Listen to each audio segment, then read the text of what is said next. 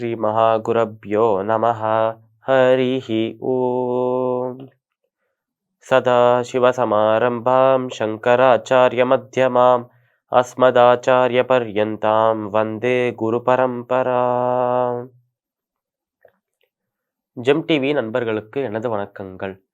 இன்றைய நாள் அனைவருக்கும் இனிய நாளாக அமைய எல்லாம் வல்ல இறைவனை வேண்டி இன்றைய எம்மதமும் நம்மதமே நிகழ்ச்சிக்கு செல்வோம். இன்னைக்கு நம்ம கனகதாரா ஸ்தோத்திரத்திலேருந்து 6வது ஸ்லோகத்தை விளக்கத்துடன் பார்த்துட்டு இன்றைய தினத்தின் நீதி கதைக்கு செல்வோம்.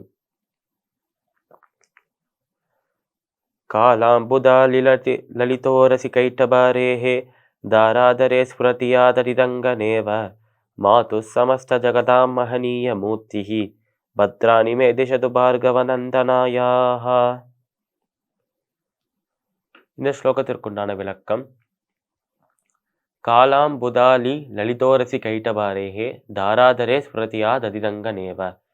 அதாவது இந்த ஸ்லோகத்தில் நம்மளோட ஆதிசங்கரோட அந்த இமேஜினேஷன் அவ்வளோ அற்புதமாக இருக்கும்.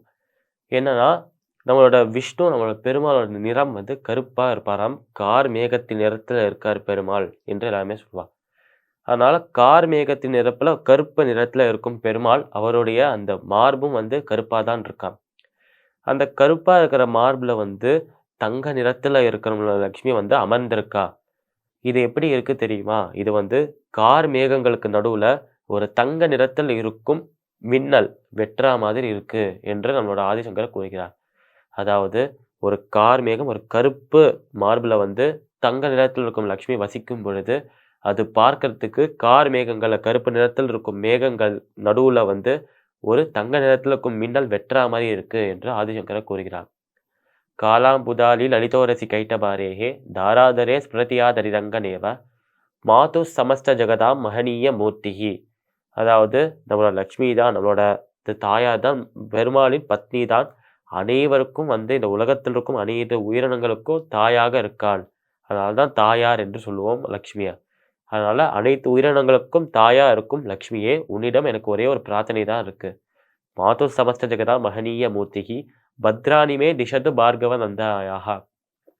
உன்னோட அந்த கருணை நிறைந்த அந்த விழி, அந்த கருணை பார்வை என் மேல் பட்டா மட்டும் போதும்.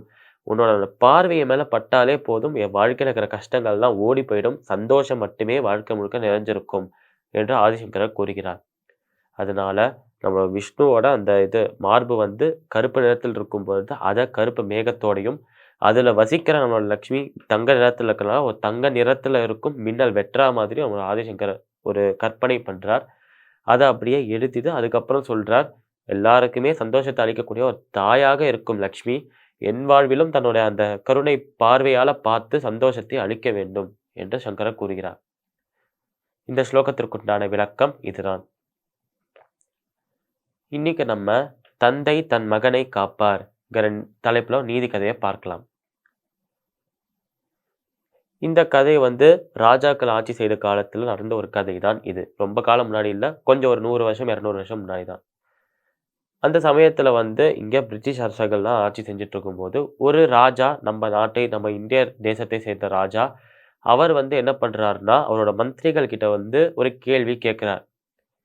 அதாவது இந்த மாதிரி பகவான், கடவுள், இறைவன் எதுக்காக அவதாரம் எடுக்கணும், எதற்காக இந்த பூமியில் பிறக்கணும், எதுக்காக இந்த பூமியில் அவதரிக்கணும் என்று அந்த அரசர் கேட்கிறார்.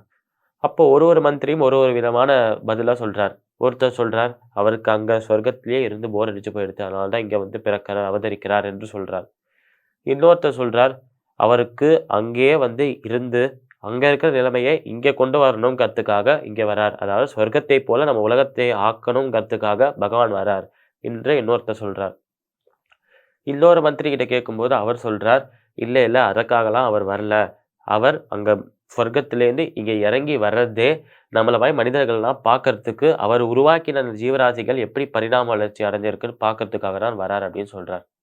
ஆனால் ஒரே ஒரு மந்திரி மட்டும் வேற மாதிரி ஒரு பதில் சொல்றார். அந்த பதிலை கேட்ட உடனே சிரிக்கிறாராம் இந்த அரசர்.